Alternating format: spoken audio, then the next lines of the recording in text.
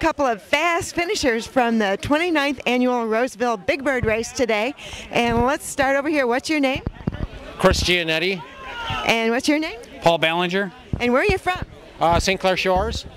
I'm from Chesterfield Township. I used to live here in Roseville. It's a hometown race to me, so I love doing it. Try to get out here every year.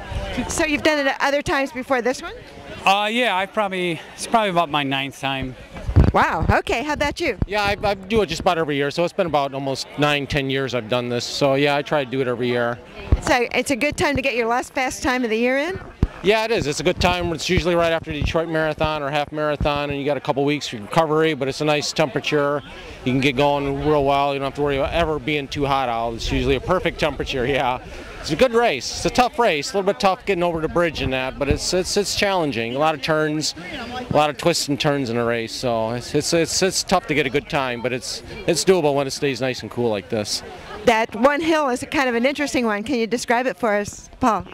Well, it's not real tall, but you got the you got to twist around to get up and down it, and so you really can't on the downhill. You really can't go hard because you come into an abrupt stop. So it's a challenge. I don't know of any other race that has that kind of a hill on it. So it's fun. Yeah, it kind of interrupts your rhythm a little bit, doesn't it? Yeah, it does. It does a lot, yeah.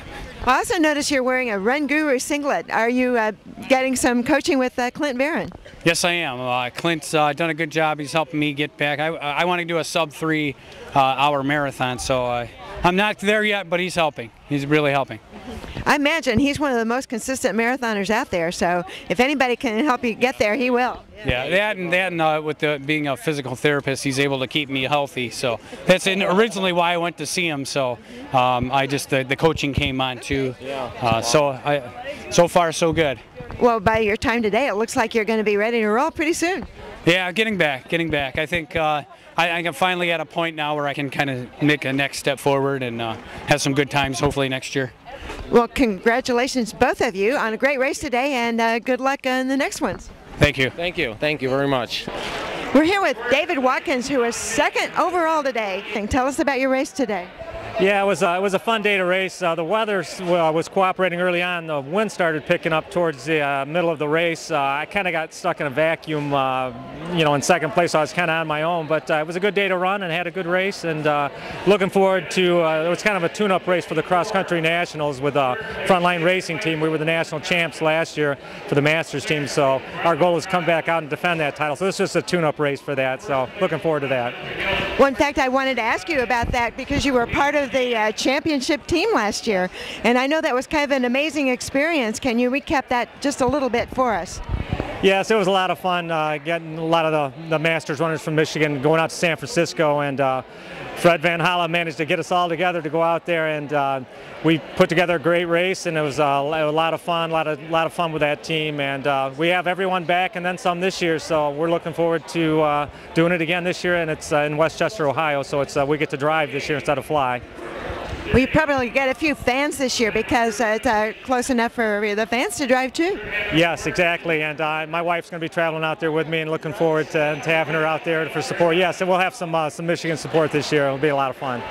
We're here with the winner of the Big Bird 10K this morning, Yolanda Flamino, and it was great seeing a Hansen singlet out there, even though I know a lot of the guys are up north at the services for Ryan Shea. So I was really glad to see you. Tell us about your race today. Thank you. It is a shame about Ryan. We'll start with that, and then our thoughts and prayers are with him and his family. And the race itself was okay, pretty even splits the whole way. I took some time off fairly recently and then just getting back into running and starting some workouts. So just kind of wanted to see where I was at and test it from there.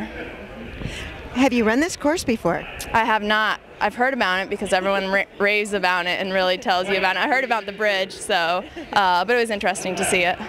How did you tackle that? I've been really blown up, so it wasn't as bad as I expected. The circular motion of it actually probably makes it a little bit easier than just a really straight, steep hill. So just kind of grind it out and get over it. We have a couple of folks who finished the 10K today at the 29th annual Roseville Big Bird Run, and both of you are smiling. What's your name? Jackie. And yours? Aurelia. And where are you from? Roseville. next door neighbors. Oh, right. The Roseville team. All right. Yeah. Well, both of you have been running Rock and Roll, Arizona, Virginia Beach. So this running's not new to you. Tell us about your race today. It was pretty good. It was actually, I was surprised we went over the catwalk a little. Were you? Yeah. I was totally shocked by it. It's the first time I ever ran the Big Bird run, so it was a really good run.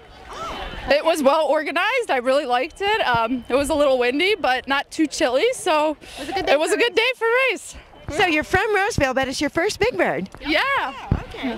Yeah, we didn't know that Roseville did a run, actually, and we seen it, and we said, hey, we live here. Why don't we do this? We do every other run out there. We might as well. Yeah. Well, this is a little bit different course, doesn't it? Yeah, definitely a different course. Especially, I didn't expect the overpasses either on the highways. You could feel it going up the overpasses. Yeah.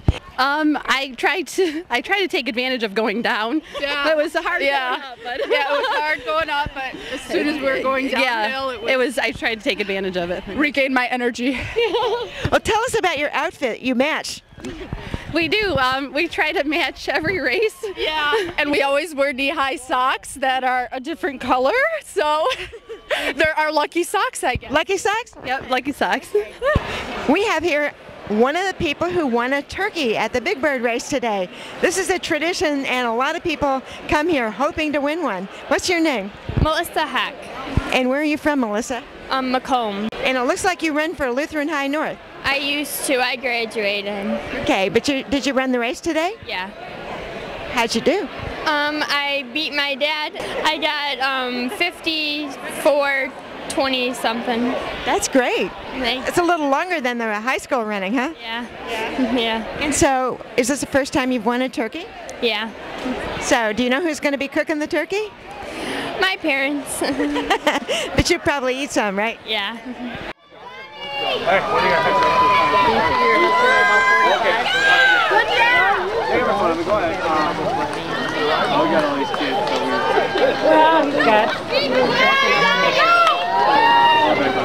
Registration thing. No, my